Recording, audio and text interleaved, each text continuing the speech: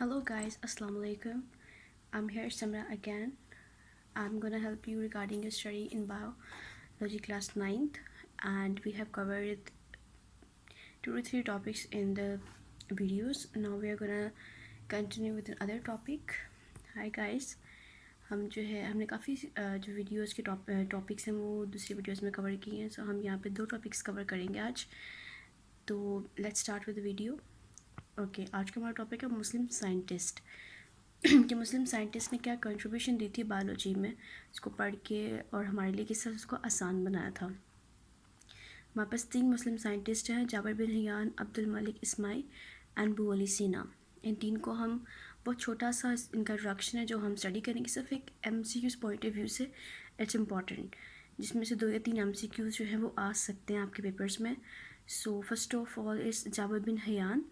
He was born in Iran and practice medicine in Iraq. Iran में पैदा होकर Iraq में मेडिसिन की प्रैक्टिस की थी और उन्होंने अपना एक्सपेरिमेंटल वर्क किया था ऑन केमिस्ट्री, और उसने बुक्स लिखी थी एनिमल्स और प्लांट्स पे. और बुक्स के नाम थे अल नबातात एंड अल हैवान. ये MCQ आ सकता है. And the next one is Abdul Malik Ismail. इसको जो ये साइंटिस्ट हैं इनको कंसिडर किया जाता है उसमें एनिमल स्टडीज़ में फर्स्ट मुस्लिम साइंटिस्ट का इनको कह सकते हैं एक टाइटल दिया गया, first Muslim scientist to studied animals in details. और इसकी फेमस जो बुक्स हैं वो हैं अल अबीद कैमल, अल खील हॉर्स, अल वहूश एनिमल एंड खल्कुल इंसान. ये 4 बुक्स हैं जो इन्होंने लिखी थी. And the next one is Abu Ali Sina, and you can see the picture as well. इस Abu Ali Sina, he is honoured as a founder of medicine and called as Avicenna in the west. Okay, Avicenna. इनको ये जो था एक title दिया गया था waste में, और इनको मेडिसिन का फाउंडर कहा जाता है. फिजिशियन भी थे, पोइट भी थे, एस्ट्रोनॉमर भी थे, फ़िलासफ़र भी थे.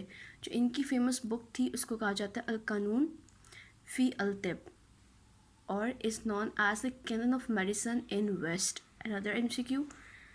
सो हमने कवर की 3 Muslim scientist, and then now हम मूव ऑन करेंगे the level of organisation. Step by step हम चलेंगे सिंपल टू कॉम्प्लेक्स कि किस तरह से ऑर्गेनाइजेशन बनती है, किस तरह से सर्वाइवल हो रहा. Okay, so first of all हम पढ़ेंगे सब एटॉमिक एंड एटॉमिक लेवल. सबसे फर्स्ट लेवल जो ऑर्गेनाइजेशन का है वो सब एटॉमिक एंड एटॉमिक लेवल है. इसमें मैं आपको रीड करके बता दूंगी, सिंपलर वर्ड्स में बता देती हूँ कि इसमें हम बायो एलिमेंट्स पढ़ेंगे.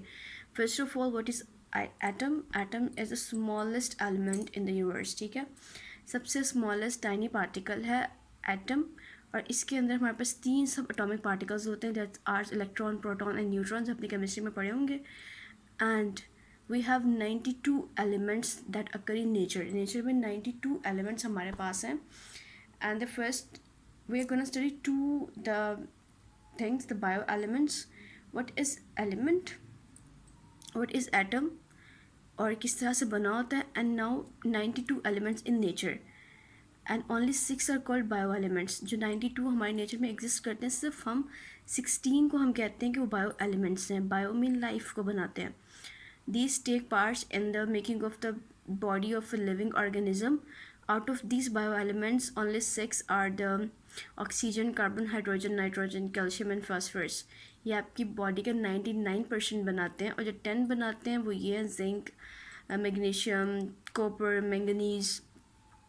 जो है ये आपकी बॉडी का 0.01% जो है टोटल मास आपकी बॉडी का बनाते हैं. ये दोनों कलेक्टिवली बायो एलिमेंट्स हैं. These are 16 bio elements. Okay, और आगे हम चलते हैं. ये हमारी ह्यूमन बॉडी है.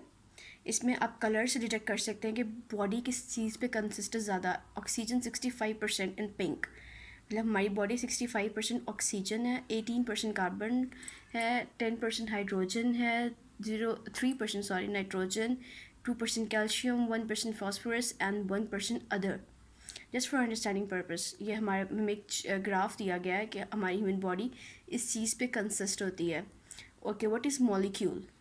नेक्स्ट, पहले हमने एटम पढ़ा, सिंपलेस्ट थिंग, और अब मॉलिक्यूलर लेवल पे हम जा रहे हैं. तो हम सबसे पहले देखेंगे what is molecule. A molecule is the smallest part of a compound that retain the property of the compound. जो मॉलिक्यूल है किसी भी कंपाउंड का स्मॉलेस्ट पार्ट है, ठीक है, उसको हम मॉलिक्यूल कहते हैं. What is molecular level. In organism, bioelements usually do not occur in the isolated form, rather they combine through ionic or covalent bonding.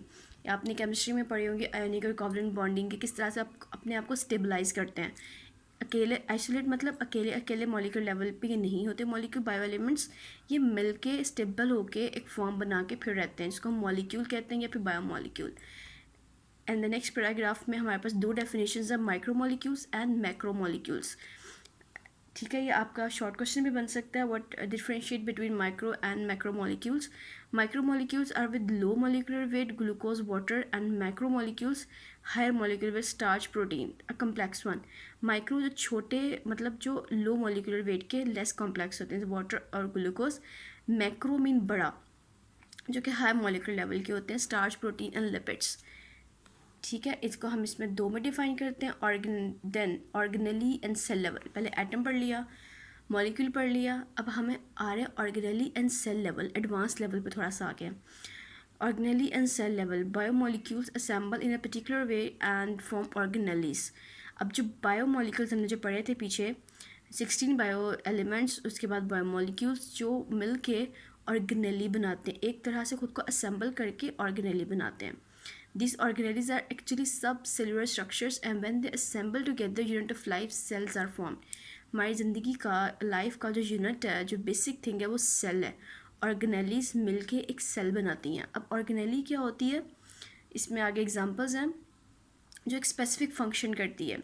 एक ही ऑर्गेनेली उसका एक ही फंक्शन है, specific function. Like mitochondria, power house भी कहते हैं इसको body का. ये सेलुलर में रिस्पायरेशन मतलब सांस लेने में काम आती है. राइबोसोम्स हमारे प्रोटीन बनाते हैं. ठीक है, ये दो डिफरेंट ऑर्गेनेलीज हैं जो कि सेल में काम करती हैं. और सेल जो है उसके अंदर लेबर डिवीजन होती है, मतलब हर एक का काम हर एक ऑर्गेनेली को असाइंड होता है कि ये ऑर्गेनेली ये काम यही करेगी. लाइक इन अ स्कूल आपका प्रिंसिपल जो है वो आपको पढ़ाने नहीं आएगा, principal is the cell. Teachers जो है वो ऑर्गेनेलीज हैं. एक टीचर बायो पढ़ा रहा है, एक केमिस्ट्री पढ़ा रहा है, एक फिजिक्स पढ़ा रहा है, वो अपने अपनी ऑर्गेनेली अपना अपना काम करके कंबाइन करके एक सेल के लिए वो काम कर रहे हैं. This is called cell and organelles. In the case of prokaryotes and most protist the entire animal consist of a single cell. जो माइक्रो ऑर्गेनिजम्स होते हैं, प्रोकैरियोट्स होते हैं, प्रोटिस्ट होते हैं, वो सिंगल सेल पे कंसिस्ट करते हैं. जो कि हम लोग हैं, एनिमल्स हैं, ये ट्रिलियंस में सेल से मिलकर बने होते हैं, लाइक कॉम्प्लेक्स होते हैं. अब एटम, मॉलिक्यूल, ऑर्गेनेली भी आ गई, सेल भी बन गया. अब हम जाएंगे टिश्यू लेवल पे, थोड़ा सा कॉम्प्लेक्स है.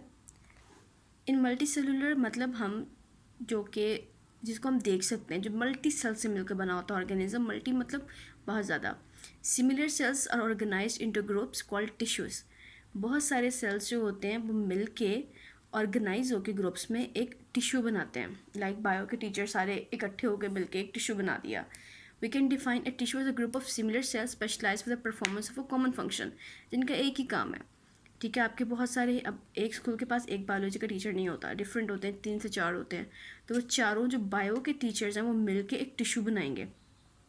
Okay, each cell in a tissue carries in on its own life process like cellular respiration, photosynthesis. ये अलग अलग टिश्यू अलग अलग काम करेगा, but also carries on some special process related to the function of the tissue.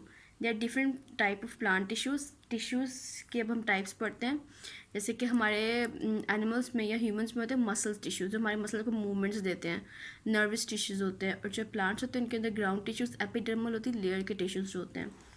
Right, ये हम tissue level, हमने टिश्यू बन गया. अब टिश्यू से हमने बनाना organ and organ system level. ये किस तरह से बॉडी बनती है वो हम पढ़ रहे हैं. Like atom, molecule, organelle, cell, and tissue, then organ and organ system level.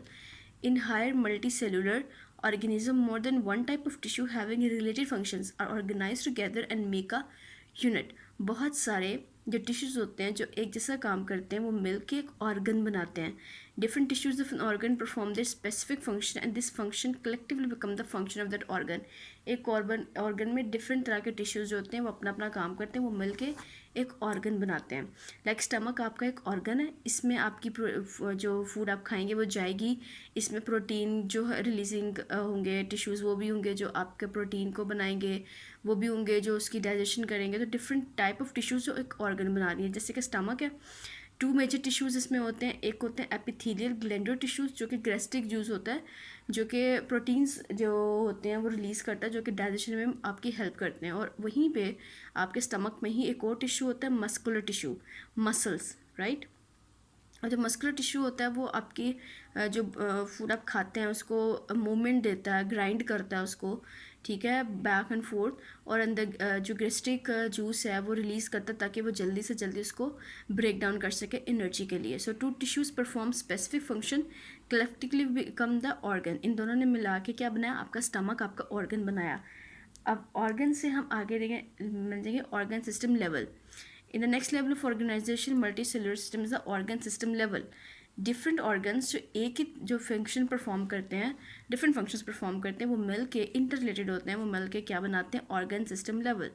Like what, for example कि जो आपका ऑर्गन सिस्टम है, मतलब आप खाना खाते हो, डाइजेस्ट होता है, किस तरह से प्रोसेस आउट होता है। लाइक जैसे कि अब आप देखो कि आप खाना खा रहे हो तो आपका जो ऑरल कैविटी है वो इन्वॉल्व है, आपकी इंटेस्टाइन इन्वॉल्व है। जब वो खाना आप खाओगे तो वो आपके स्टमक में जाएगा, फिर वो डाइजेस्ट होगा, गैस्ट्रिक जूस होगा, मसल्स होंगे, इतना कुछ इन्वॉल्व है। ये सब मिलके एक ऑर्गन सिस्टम बनाता है। ऑर्गन एक चीज़, स्टमक, ऑर्गन सिस्टम से बहुत सारे ऑर्गन्स मिल गए और आपका ऑर्गन सिस्टम बना दिया उन्होंने।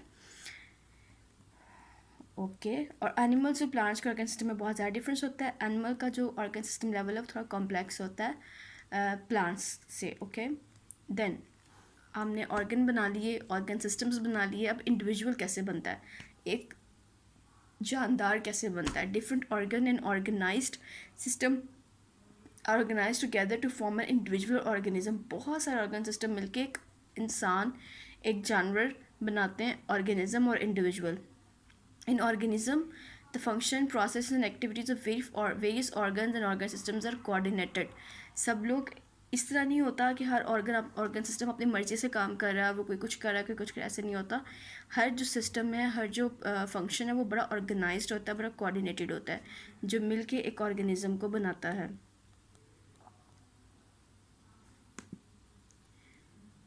Okay sorry for this. Okay let's continue again. For example, जिस तरह कि एग्जाम्पल क्या है कि man is engage in continuous in hard exercise. जब आप बहुत ज़्यादा हार्ड एक्सरसाइज करते हो, मतलब आप जब बहुत ज़्यादा एक्सरसाइज करते हो लाइक अपना फैट बर्न करने के लिए, तो आप भागते हो, दौड़ते हो, राइट। जब आप भागते हो तो आपके मसल्स जो हैं वो आपको मूवमेंट्स देते हैं, आपको भागने में हेल्प आउट करते हैं। इसी तरह जो आपका रिस्पायरेटरी सिस्टम है वो आपको ज़िंदा रखने के लिए, लाइक आपको सांस भी चाहिए। ज़्यादा भागते हो तो आपको सांस भी ज़्यादा चढ़ता है, आप ज़्यादा सांस लेते हो, आपकी हार्ट बीट तेज़ होती है। उसको नॉर्मलाइज करने के लिए, आपको ऑक्सीजन पहुंचाने के लिए, आपके फूड को ब्रेक डाउन करते हैं, उससे एनर्जी मिलती है और आपके जो मसल्स हैं वो काम करते हैं, राइट। टू ऑर्गन सिस्टम्स मिलके, डिफरेंट ऑर्गन सिस्टम मिलके क्या किया, एक इंसान को बनाया। This is individual level. अब है पॉपुलेशन लेवल। पॉपुलेशन लेवल अब उससे ज़्यादा थोड़ा सा कॉम्प्लेक्स है। इसमें क्या होता है कि बहुत ज़्यादा एक ही तरह के जो लोग हैं, एक ही जगह पे जो रहते हैं, ऑर्गेनिजम्स, स्पीशी, ठीक है, वो एक ही टाइम पे, एक ही प्लेस पे जब वो रहते हैं तो वो मिलके एक पॉपुलेशन बनाते हैं। लाइक आप पाकिस्तान में रह रहे हो, जो इंसान एक ही वक्त में, मतलब अभी जो इंसान पाकिस्तान में रह रहे हैं वो पाकिस्तान की पॉपुलेशन बना रहे हैं, जब कहते हो आबादी बना रहे हैं। लाइक पाकिस्तान की आबादी आप कह रहे हो, पॉपुलेशन लेवल जो पाकिस्तान का वो 2 to 3 बिलियन, इससे भी ज़्यादा होगा। तो एक पॉपुलेशन लेवल पे आप चले गए, बहुत ज़्यादा इंसानों को आप एक टाइम पे काउंट कर रहे हो, ठीक है। अब स्पीशी क्या होती है, species defined as the group of organism capable of interbreeding and produce fertile offspring. Species ये होती है कि जो अपने जैसे नए जानदार पैदा करने की जो कैपेबल होती है। लाइक आपके मदर फादर थे, उन्होंने आपको पैदा किया, ठीक है, आप एक स्पीशी में आ गए, human sapiens, right. And habitat क्या होता है, habitat mean the area of environment in which organism lives. एक इन्वायरमेंट का वो एरिया जहाँ पे कोई ऑर्गेनिज्म रहता है वो उसका हैबिटेट होता है। Next one is community level. अब हम पॉपुलेशन से निकल के आगे पॉपुलेशन हमें डिफाइन कर दी, बहुत सारा एक ही स्पीशीज़ जो होती है एक ही टाइम पे जो रह रही होती है। कम्युनिटी क्या होती है कि डिफरेंट स्पीशीज़ जो होती हैं अलग अलग तरह की, वो मिलके एक कम्युनिटी बनाती हैं। लाइक आप एक फॉरेस्ट में चले जाओ तो आप इंसान, एक पॉपुलेशन, वहाँ पे फंजाई होंगे, वहाँ पे माइक्रो ऑर्गेनिज्म दो डिफरेंट तरह की वो मिले, वहाँ पे प्लांट्स होंगे, डिफरेंट तरह की स्पीशीज़ ने क्या मिलके एक कम्युनिटी लेवल बना दिया, एक फॉरेस्ट बना दिया। इसको हम कम्युनिटी कहते हैं, थोड़ी कॉम्प्लेक्स होती है। जैसे पाउंड कम्युनिटी होती है, इसमें डिफरेंट तरह के फिशेज़ होती हैं, फॉरेस्ट कम्युनिटी होती है, ठीक है। So any changes in biotic और एबायोटिक फैक्टर्स में have drastic and long lasting effect. इन दोनों के एक दूसरे के ऊपर बहुत ज़्यादा इफेक्ट्स होते हैं। लाइक आप biotic moving, abiotic static, okay. Biosphere level, अब कम्युनिटी लेवल से हम थोड़े से कॉम्प्लेक्स की तरफ चले गए हैं। बायोस्फीयर लेवल, बायोस्फीयर लेवल क्या होता है? The part of earth inhabited by organism communities is known as biosphere. बहुत सारी कम्युनिटीज़ जो अर्थ पे रह रही हैं वो सारी मिलके एक बायोस्फीयर बनाती हैं। इट कॉन्स्टिट्यूट्स ऑल एकोसिस्टम्स, जिसमें हर तरह के एकोसिस्टम्स आ जाते हैं, लिविंग, नॉन लिविंग, जो भी एक दूसरे का इंटीग्रेटेड पार्ट है। जो जोन जहाँ पे लाइफ एग्जिस्ट करती है अर्थ पे, उसे हम कहते हैं बायोस्फीयर लेवल, ओके। तो आज हमने बहुत से टॉपिक्स कवर किए। हमने ऑर्गेनाइजेशन लेवल देखा कि किस तरह, सिंपल शॉर्ट में मसलन साइंटिस्ट देखे, फिर हमने देखा डिफरेंट लेवल्स देखे, जिसमें हमने सबसे पहले पढ़ा एटम, सब एटॉमिक लेवल पे, उससे हमने मॉलिक्यूल, फिर मॉलिक्यूल से organelle, then cell, then tissue, then organ system, then organ system से हमने एक पॉपुलेशन, एक इंडिविजुअल बनाया, फिर एक पॉपुलेशन बनाई, उससे कम्युनिटी बनाई, और कम्युनिटी ने मिलकर क्या बना दिया? बायोस्फीयर बना दिया। दिस इज़, ये एक पूरा एक फ़्लो चार्ट है जिसमें आप फ़्लो चार्ट बना के इसको याद कर सकते हैं। और यहाँ से सिर्फ एक शॉर्ट सिंपल क्वेश्चन आ सकता है कि आप स्टेप्स लिखें कि किस तरह बायोस्फीयर लेवल जो है हम इसको अचीव करते हैं, ओके। सो ये आज के लिए कोई भी question, anything, you can just write down in the comment section. Till then, अल्लाह हाफिज़।